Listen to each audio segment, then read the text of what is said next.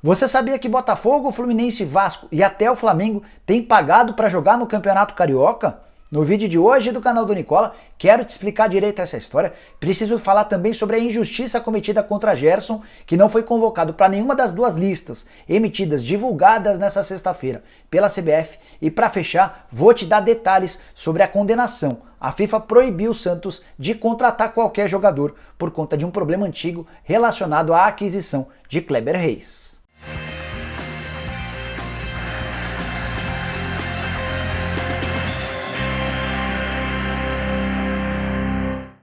Fala aí pessoal, sou o Jorge Nicola, bem-vindo a mais um vídeo do canal. Espero que você assista esse vídeo até o fim. Se curtir, não esqueça de dar um like, de se inscrever aqui no canal do Nicola e também de acionar o sininho para ser notificado toda vez que eu fizer vídeo novo ou live. Bom, quero começar falando sobre Gerson, para mim o grande injustiçado da sexta-feira, o meio-campista do Flamengo, um dos melhores jogadores em atividade no futebol brasileiro, não esteve em nenhuma das duas listas divulgadas pela seleção brasileira nessa sexta-feira. Por volta das 11 da manhã, o Tite anunciou a lista de convocados para os dois primeiros jogos da seleção brasileira nas eliminatórias e o Gerson ficou de fora dessa lista. Imaginei que ficaria de fora, porque um pouquinho mais tarde sairia a lista de convocados para a seleção olímpica e imaginei que o Gerson certamente estaria nessa lista. Qual foi a minha surpresa quando o André Jardine, o técnico dessa seleção, anunciou os nomes e não fez qualquer menção ao Gerson. Até entrei em contato com o pessoal do Flamengo para saber se o Flamengo havia pedido para que o Gerson não fosse convocado. Nada disso. O Flamengo não se meteu nessa história. Conversei também com o pai do Gerson para saber se o Gerson havia pedido para não ser convocado. Também não houve qualquer posicionamento por parte do jogador em relação a isso. Só me resta entender que trata-se de uma grande injustiça e que pode ter a ver com o fato de o Gerson lá atrás ter pedido para não jogar o pré-olímpico. Na convocação inicial do André Jardine para o pré-olímpico disputado em janeiro, o Gerson constava, ele fazia parte dessa lista, pediu para não jogar porque havia acabado de disputar o Mundial, vinha de uma sequência bem complicada, sem férias, até porque estava jogando no futebol europeu, na Fiorentina, e naquele momento ele julgava ser importante que tivesse esse período de férias para poder fazer um ano de 2020 forte. Na oportunidade, o Juninho, que é o diretor de seleções da CBF, contestou a ausência do Gerson, demonstrou irritação, disse que ele poderia sofrer consequências depois. Nessa sexta-feira, o Juninho foi perguntado sobre esse assunto e acabou desconversando, mas com a ausência do Gerson nas duas listas, eu me dou o direito de entender que a CBF pensou assim: o cara não quis roer o osso para disputar o pré-olímpico, agora também não vamos convocá-lo. Alguns outros jogadores da seleção brasileira pré-olímpica, que também não participaram do torneio em janeiro, acabaram sendo convocados nessa sexta-feira, caso, por exemplo, do Ibañez, zagueiro revelado no Fluminense, que pertencia à Atalanta em janeiro e se mudou depois para Roma. Mas a situação do Ibañez é diferente, ele não jogou o pré-olímpico, não por vontade própria, mas porque a Atalanta não aceitou a sua liberação. Então é possível que esse tenha sido o critério adotado pelo pessoal na CBF, caras que não puderam jogar, não por vontade própria, mas por determinação do clube, acabaram sendo chamados, e o Gerson, que pediu para não jogar, acabou sendo esquecido de forma proposital. Quero te falar agora sobre a decisão da FIFA de proibir o Santos de contratar jogadores como punição pelo não pagamento ao Hamburgo pela contratação lá atrás do Kleber Reis, zagueiro comprado pelo Santos em 2017. Essa determinação da FIFA já chegou à CBF, que já determinou o bloqueio das contratações. O Santos não consegue contratar ninguém. Informação divulgada pelo UOL. Conversei com o pessoal do Santos, com um membro da diretoria, uma pessoa muito próxima ao presidente José Carlos Pérez, para tentar te explicar essa história. Cabe recurso nessa decisão? Sim, o Santos até pode recorrer, mas a tendência é que tem enorme dificuldade. Isso porque o Santos já prometeu fazer uma série de acordos durante todo esse período com o clube alemão e não cumpriu com nenhum desses acordos. Só para lembrar que o Kleber Reis havia sido comprado em 2017, quando o Santos ainda era dirigido pelo modesto Roma e não pagou nada, absolutamente nada, sobre a compra do jogador. A dívida do Santos hoje gira na casa dos 4 milhões de euros ou 20 milhões e 900 mil reais, pelo menos de acordo com a informação que eu apurei com essa pessoa próxima ao presidente José Carlos Pérez.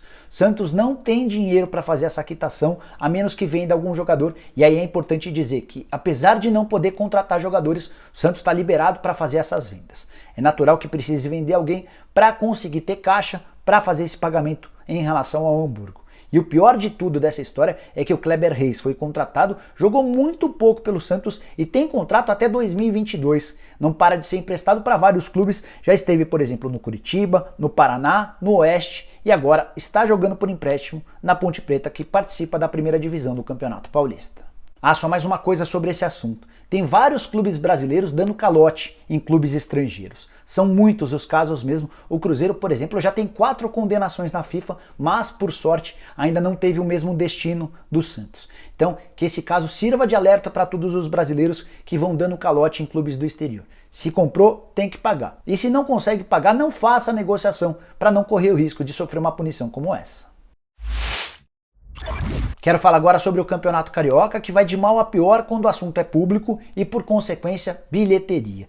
Dos 26 jogos envolvendo pelo menos um grande, 19 tiveram prejuízo e só 7 registraram lucro. Ou seja, na maioria das vezes, os times do Rio de Janeiro, mesmo os grandes, Flamengo, Botafogo, Vasco e Fluminense, têm pagado para jogar. Vou analisar caso a caso, começando pelo Flamengo, que é o único que tem lucro. E esse lucro também tem a ver com o fato de o time ter chegado à semifinal e depois à final da Taça Guanabara com direito a título. O Flamengo já jogou 9 vezes no Campeonato Carioca, Taça Guanabara e também a primeira rodada da Taça Rio. Foram 5 jogos com superávit e 4 jogos com prejuízo. A boa notícia para o torcedor rubro-negro é que a soma desses 5 jogos deram um resultado melhor do que os 4 jogos com prejuízo e o Flamengo tem, nesse momento, R$1 milhão de receita líquida com a soma dessas 9 partidas. O mais maluco dessa história é que o Flamengo faturou somente R$1 milhão com bilheteria, mesmo tendo uma média de público espetacular, a média de 39.718 pagantes. Estou incluindo também os jogos em que o Flamengo foi visitante. Foram vários os jogos em que o Flamengo jogou contra um time pequeno no Maracanã, por isso essa média é tão alta. O público total do Flamengo nessas 9 partidas foi de 357.470 pagantes. Diante de tanta gente e de tanta receita gerada, ter lucrado apenas R$1 milhão é muito, mas muito pouco. Ao menos o Flamengo teve lucro ao contrário dos outros 3 grandes do Rio. Aquele que menos pagou para jogar até agora foi o Vasco da Gama, com R$78 mil de negativo. O Vasco já fez até agora 7 jogos e a soma desses 7 jogos, descontando todas as taxas, foi de R$78 mil no negativo, no vermelho. Isso porque na contabilidade dos 2 jogos no azul há um número bem estranho. No jogo com o Boa Vista, apesar da receita líquida ter sido de menos R$202 mil, o borderô da partida apontou um lucro de R$175 mil para o Vasco e mais R$175 mil para o Boa Vista. Como eu estou me baseando nos borderôs para fazer todas essas contas e incluir esse jogo como positivo para o Vasco da Gama, é bem provável que se a gente dividisse esse déficit de R$202 mil da receita da partida, o Vasco tivesse um número ainda mais negativo do que esses R$78 mil de prejuízo até agora. Já o Fluminense, semifinalista da Taça Guanabara, registra até agora um prejuízo de R$815 mil em suas 8 partidas disputadas. Só em 2 o Flu registrou superávit. Nas outras 6 teve prejuízo e olha que nesses prejuízos tem também clássicos importantes. Daqui a pouco eu vou falar sobre esses clássicos. Vale lembrar que em 3 desses jogos em que pagou para jogar, o Fluminense teve prejuízo de R$353 mil,